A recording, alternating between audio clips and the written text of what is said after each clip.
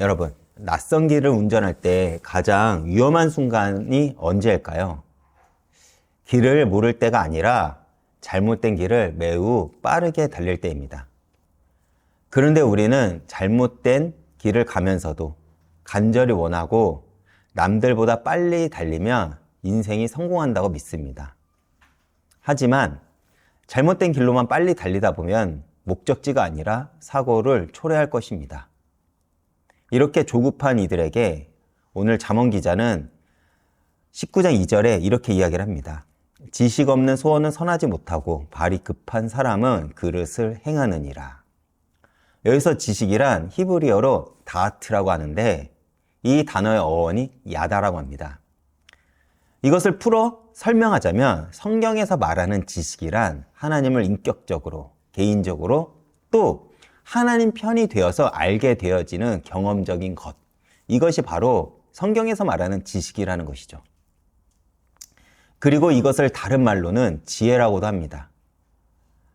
그렇기에 지혜를 가진 사람은 하나님의 뜻과 질서, 그리고 우리 인생을 향한 하나님의 선한 계획에 대해서 통찰력을 가질 수밖에 없다는 것이죠.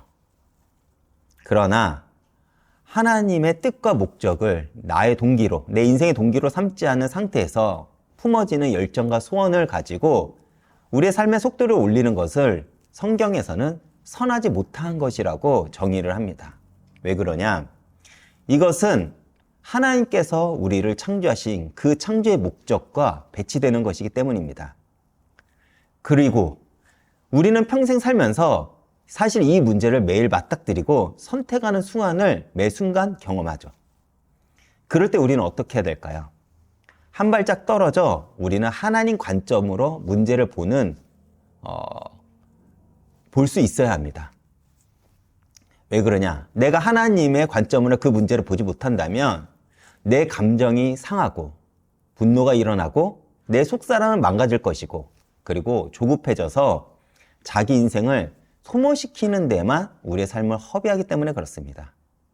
그럼에도 우리는 여전히 나의 힘으로 또 내 머리로 문제를 풀려고 애쓰려고 하죠. 그러나 그 결과는 무엇입니까? 예수를 믿는다고 해도 결국 우리는 하나님 반대편에 서는 존재가 될 것이고 여전히 해결되지 않은 그 문제로 우리는 불평과 원망 가운데 살아간다는 것입니다. 그래서 지식 없는 소원은 발이 급하고 입술이 거짓되고 부패하고 사나워진다고 성경은 말을 하고 있는 것이죠. 그래서 결국 일을 망쳐놓고는 오늘 본문 3절에 뭐라고 이야기합니까? 자기가 미련해서 자기의 길을 굽게 해놓고 오히려 하나님을 원망한다고 말을 합니다. 즉 내가 일을 저질러 놓고 내가 문제를 만들어 놓고서 하나님께 때를 쓰면서 하나님께 그 책임을 돌린다는 것이죠. 그리고 이것이 사람들이 가지고 있는 기본적인 죄성, 실존적인 모습입니다. 그 대표적 사건이 무엇이죠? 창세기 3장에 기록된 아담과 하와입니다. 아담과 하와는 하나님이 보시기에 좋을 정도로 완벽했죠. 그런데 그들이 죄를 저지르고 나서 어떤 행동을 합니까? 아담은 하와에게, 하와는 사단에게, 그리고 가인은 아벨에게 책임을 돌리고 그 책임에서 그들은 벗어나고자 합니다. 이렇듯 책임을 벗어나고 싶은 우리의 부패한 본성은 누구에게나 있습니다. 그런데 주님께서는 결국 우리를 문제를 마주하게 하심으로써 우리가 가지고 있는 그 본성을 들춰내시고 결국 우리를 훈련시키고 교정시켜 나가시면서 하나님의 사람으로 만들어 가십니다. 제가 잠언 19장 16절 읽어보겠습니다. 계명을 지키는 자는 자기 영혼을 지키거니와 자기의 행실을 삼가하지 아니하는 자는 죽으리라. 제가 호세아 4장 6절을 한 번 더 읽어보겠습니다. 내 백성이 지식이 없어서 망하느니라. 여기서 말하는 지식은 계명을 말하죠.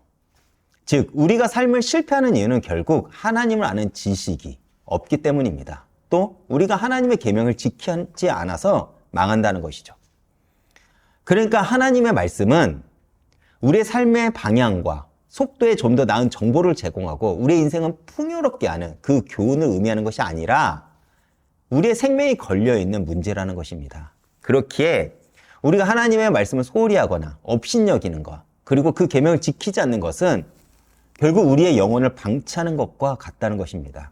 왜냐하면 우리는 하나님의 말씀으로 지어졌고 하나님의 말씀이 우리에게 성취되는 것이 성화의 과정이고 또 말씀으로 우리를 심판하는 것이 하나님의 큰 구원의 이야기가 되기 때문입니다. 그렇다면 우리는 어떻게 하나님의 그 진리의 지식을 얻을 수 있을까요?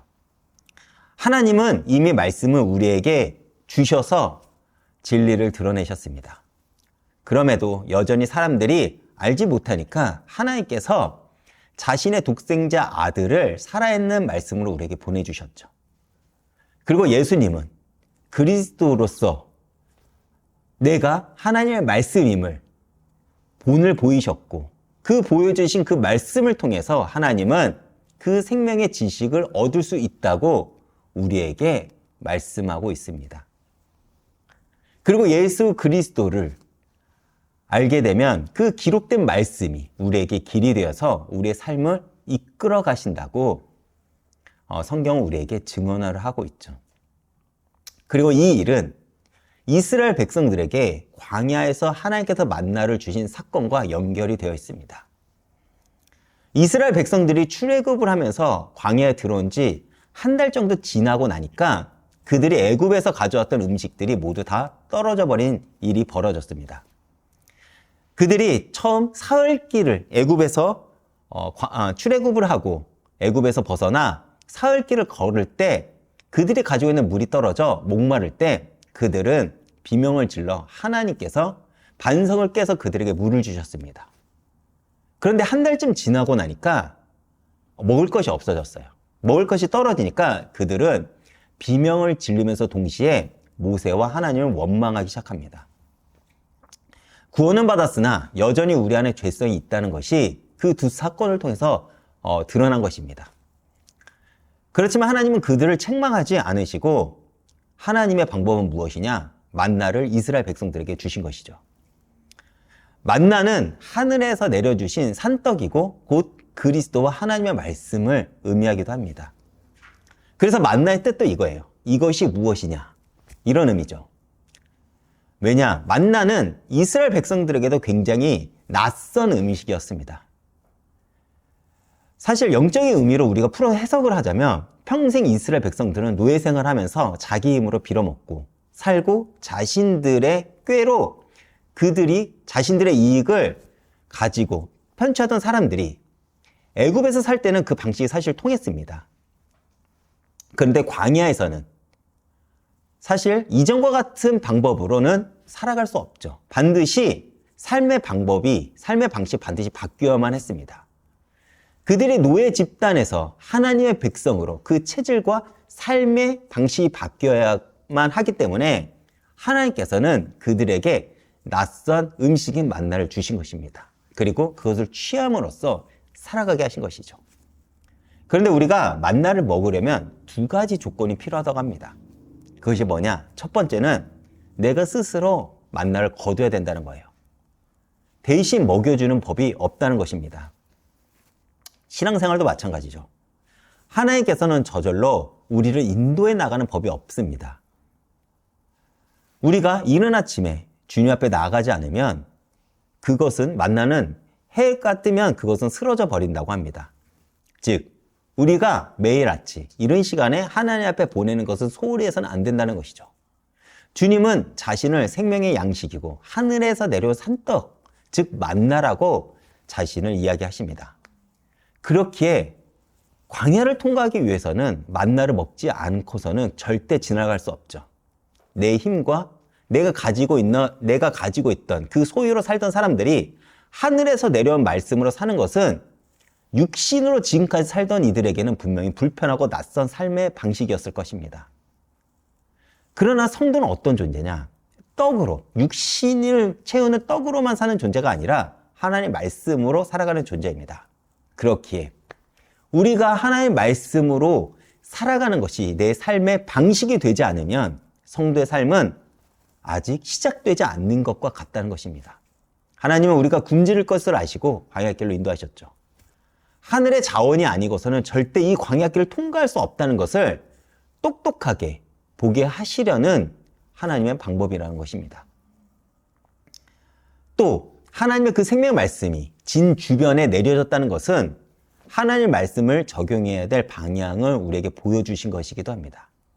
이것은 우리가 예를 들어 온 인류를 우리가 사랑해야 된다, 착하게 살라 라고 하는 그런 것을 성경에서 말하고자 하는 것이 아니라 지금 내가 마주하고 있는 그 상황과 지금 내가 부닥치고 있는 그 문제, 사람, 어떤 환경에 대해서 하나님 말씀을 적용해야 되는 것, 이것을 하나님께서 우리에게 요구하신다는 것이죠. 그리고 두 번째, 그 의미가 뭐냐? 안식의 훈련입니다. 일곱째 날에는 만나가 내리지 않았죠. 하나님은 열섯째 날에 이틀치 만나를 거두게 하십니다. 그런데 인간이 얼마나 욕심이 많은가냐면 그들은 아마 하나님께서 일곱째 날 거두지 말라고 할 때 일곱째 날에 아마 거두러 나가는 이들이 굉장히 많았을 거예요. 하지만 하나님이 이것을 굉장히 경계하셨죠. 왜냐? 만나는 안식일 규례와 함께 만나를 하나님께서 주신 것입니다. 그러니까 안식일을 하나님께서 지키라고 하는 것이죠. 이것은 삶의 방식을 변화시키려 하는 것이고 삶의 기준이 무엇이냐? 하나님이라는 거예요. 언약의 백성으로 살아가기 위한 우리의 삶을 길들여져야 하기 때문에 그렇습니다. 그렇게 광야의 만나는 내가 소유한 것을 의지하지 않고 하나님의 공급만을 온전히 의지하는 그 훈련을 하나님께서는 기회로 삼으신 것입니다. 그런데 만나가 내리지 않는 그 첫 번째 날에는 아마도 대부분의 이스라엘 백성들은 동요했을 거예요. 왜냐? 그들은 당연히 이날도 하나님의 만나가 내릴 것이라고 생각을 했을 것이고 그것을 내 것으로 취하려고 했기 때문에 그렇습니다. 그리고 이러한 모습은 우리들도 마찬가지일 것입니다. 사실 우리가 삶을 살다 보면 도저히 우리 스스로의 힘으로 해결할 수 없는 문제를 우리가 마주하게 되죠. 그러나 그럴 때 우리에게 무엇이 필요합니까? 바로 하나님을 신뢰하고 하나님 말씀만을 기다리는 안식이 필요합니다. 왜냐? 이때 우리가 하나님이 주시는 그 안식을 배우지 못하면 우리는 늘 세상에 쫓겨 우리의 인생은 늘 쫓기는 듯이 살아가야 하기 때문입니다. 출애굽기 16장 4절 보면 하나님 내가 그들을 시험하여 내 율법을 준행하나 아니하나를 보리라 라고 말씀하십니다. 즉 하나님께서 일용할 양식을 통해 백성을 시험하신 것은 너희들이 진정으로 율법 안에서 내 말씀을 순종하고 행하고 있는 그 의지가 있는지를 확인하고자 하는 것이죠. 어쩌면 하나님이 우리에게 요구하는 참된 순종은 하나님께서 매일 주시는 그 일용할 양식을 통해 우리가 자족하는지 아닌지를 확인하는 삶일 것입니다. 하루의 분량만 남기고 내일 위에 거두지 말라는 하나님의 명령은 어쩌면 우리가 가지고 있는 그 죄성을 경계하는 것일 수도 있습니다. 내가 쌓고 내가 소유한 것으로 인해 하나님을 잊지 않도록 하나님을 놓치지 않도록 하기 위함일 것이죠. 무엇보다도 안식은 하나님의 그 창조주의 그 주권을 인정해야만 우리에게 찾아오는 것입니다. 그리고 일곱째 날 만나를 거두러 나가지 않는 것은 단순히 노동의 중단이 아니라 생명을 붙드는 것이 내가 아니라 하나님이라고 하는 그 사실을 고백하는 믿음의 행위이기도 합니다. 하나님을 아는 지식은 이렇듯 만나를 취하는 것과 같습니다. 그렇게 하나님의 말씀을 따르는 것은 우리의 삶을 남들보다 높이고 풍성하게 만드는 것이 아니라 우리의 생사가 걸리는 또 어쩌면 우리의 운명이 걸리는 문제이기 때문에 하나님의 말씀을 붙들라는 거예요. 그렇기에 그리스도인이 지혜를 따르지 않는 것은 결국 망할 수밖에 없는 삶을 살아간다는 것입니다. 사실 수많은 이스라엘 백성들이 만나를 단순히 육신의 양식으로만 생각하고 받아먹어서 광야에서 다 죽었습니다. 그러나 이 하늘에서 내린 양식은 그리스도인을 위한 것이고 하나님 백성을 위한 것이며 만나를 먹는다는 것은 그것을 인하여 살아간다는 것을 의미합니다. 즉 성도는 그리스도를 통해서만이 살아가는 존재라는 것이죠. 그렇게 주의 말씀의 힘과 삶의 동기를 얻고 주의 말씀을 통해서 힘과 삶의 동기를 얻고 때로는 책만 받는 이런 삶을 성경에서는 영생을 얻는 삶이라고 말을 합니다. 왜냐? 이것이 우리가 그리스도를 통해 사는 유일한 삶이기 때문에 그렇습니다. 그리고 이런 삶이야말로 오늘날 교회가 무너지고 복음이 희미해져가는 이 시대를 살아갈 수 있고 또 참된 성도로 남을 수 있는 유일한 길이 되기 때문입니다. 이렇듯 이 하나님이 주신 복된 양식이 저와 이은교회 성도님 영혼을 살리는 영원한 생명의 믿음 안에 설 수 있기를 주님의 이름으로 축복드립니다.